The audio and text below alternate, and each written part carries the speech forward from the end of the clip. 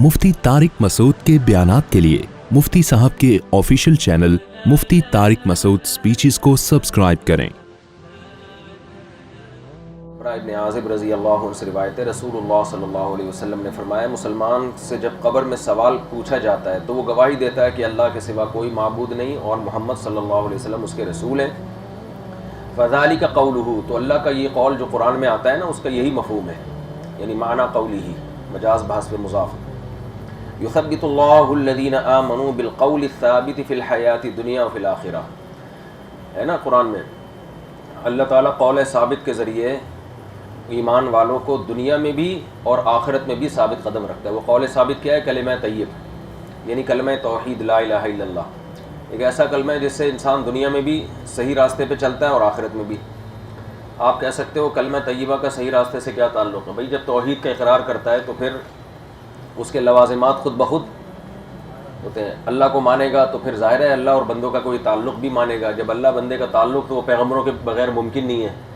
फिर पैगम्बरों को मानेगा, फिर मज़हब को मानेगा, फिर मज़हब हर मामले में रहनुमाई करता है। जिन लोगों के पास मज़हब नहीं है उनके पास सही और गलत में तमीज़ का कोई मयार ही नहीं है, तो वो किसी एक बात पे टिक ही नहीं सकते, कायम ही नहीं रह सकते। तो ये है, यानी उस एक जगह अल्लाह उसको खड़ा कर देते हैं, जमा देते हैं इस्तिकामत के साथ। तो ये कलमा तौहीद के बग़ैर मुमकिन नहीं है। और मुशरिक भी, वो भी उलटता पुलटता रहता है। तो यही कलमा तौहीद के ज़रिए मुसलमान दुनिया में भी एक ट्रैक पे चलता है और साबित कदम रहता है। साबित का मतलब बहुत सारी शैतानी क़ुव्वतें और नफ्सानी ख्वाहिशात उसको दाएं बाएं वरगलाती हैं, लेकिन वो इसकी वजह से सीधे रास्ते पे चलता है कि भाई ये खुदा को मानते हैं तो सबसे पहले उसका हुक्म है। ये ऐसे दो और दो चार की तरह बात है ना, बिल्कुल। तो भाई अपनी राय को अल्लाह के आगे छोड़ देना, अल्लाह से ज़्यादा कौन सही समझ सकता है। तो आखिरत में भी क्या मतलब, कब्र में और मैदान हशर में भी, तो कब्र में भी ये कलमा तौहीद उसको अजाब से बचाएगा। वफ़ी रिवायत नानी नबी सल्लल्लाहु अलैहि वसल्लम क़ाल युसब्बितुल्लाहु अल्लज़ीना आमनू बिलक़ौलि साबित नज़लत फ़ी अज़ाबिल क़ब्र युक़ालु लहू मर रब्बुकुम। इंसान से पूछा जाता है तेरा रब कौन है? फ़यक़ूलु रब्बी अल्लाह व नबीही मुहम्मद, कहते हैं मेरा रब अल्लाह है और मेरे नबी मुहम्मद है सल्लल्लाहु अलैहि वसल्लम। अच्छा, यहाँ एक सवाल होता है, जो सवाल तो आगे आना चाहिए, लेकिन आप देखें यहाँ दो ही तबकों का जिक्र है। जो ये कहते हैं कि मेरा रब अल्लाह है और नबी मेरे रसूल हैं, तो वो उसके लिए जन्नत के दरवाज़े खोल दिए जाते हैं।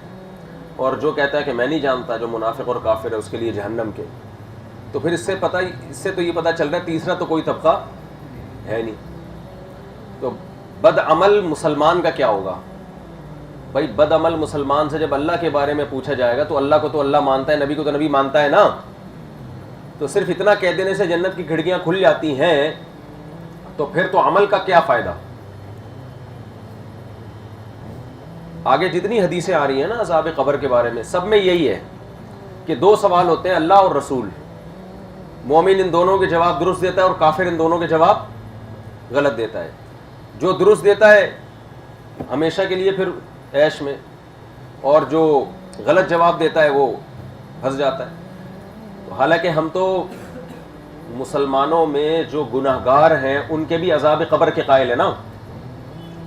अब अगर वो गुनाहगार मुसलमान ये कह दे कि मर रब्बुका के जवाब में कि मुझे क्या पता, तो इसका मतलब तो मुसलमान ही नहीं है।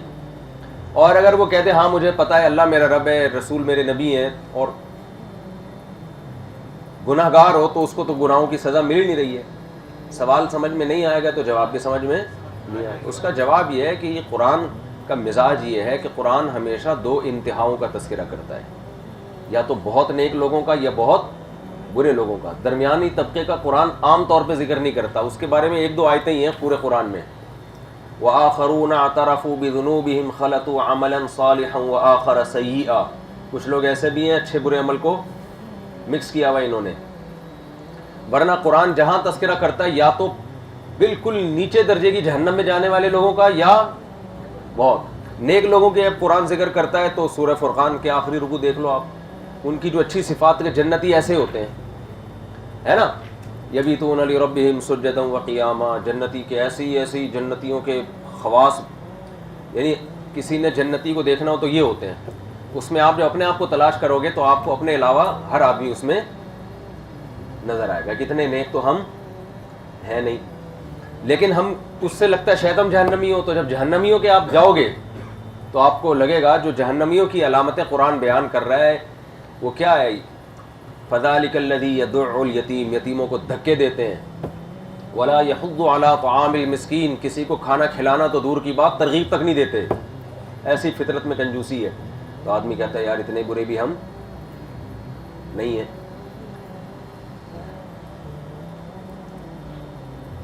خیریت؟ یہ آپ لوگ کس سلسلے میں آئے ہیں؟ نہیں یہاں جو ہم لوگ بیٹھے ہوئے ہیں یہ کس سلسلے میں، کچھ پتہ ہے آپ لوگوں کو؟ آپ کا کیا خیال ہے یہ ہم لوگ کیا ہو رہے ہیں یہاں پہ؟ آپ بتائیں گے. آپ سے پوچھ رہا ہوں یہ کس سلسلے میں ہم لوگ یہاں پر آ رہا ہوا؟ اللہ کی رضا کے لیے آپ بتا سکتے ہیں یہ ہم لوگ کیا ہے؟ حدیثیں سن،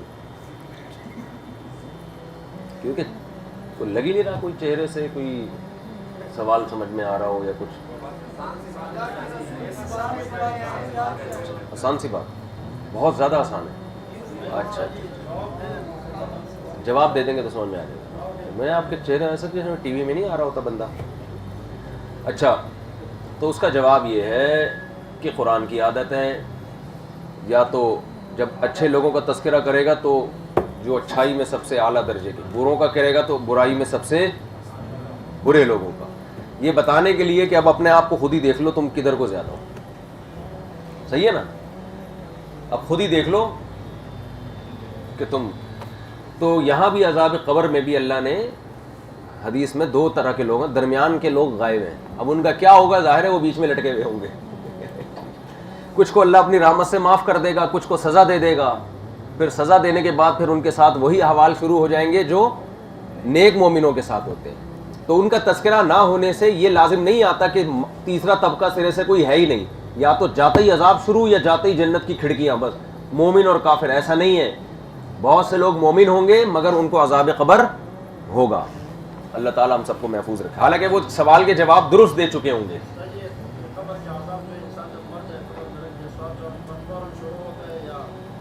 آگے حدیث میں آ رہا ہے فوراً شروع ہوتا ہے، فوراً. مطالعہ کر کے جایا کرو. چلو ہے کیا بول رہا ہے؟ وہ بھی کافروں میں شمار ہے نا ان کا. ہاں چلے جی آگے.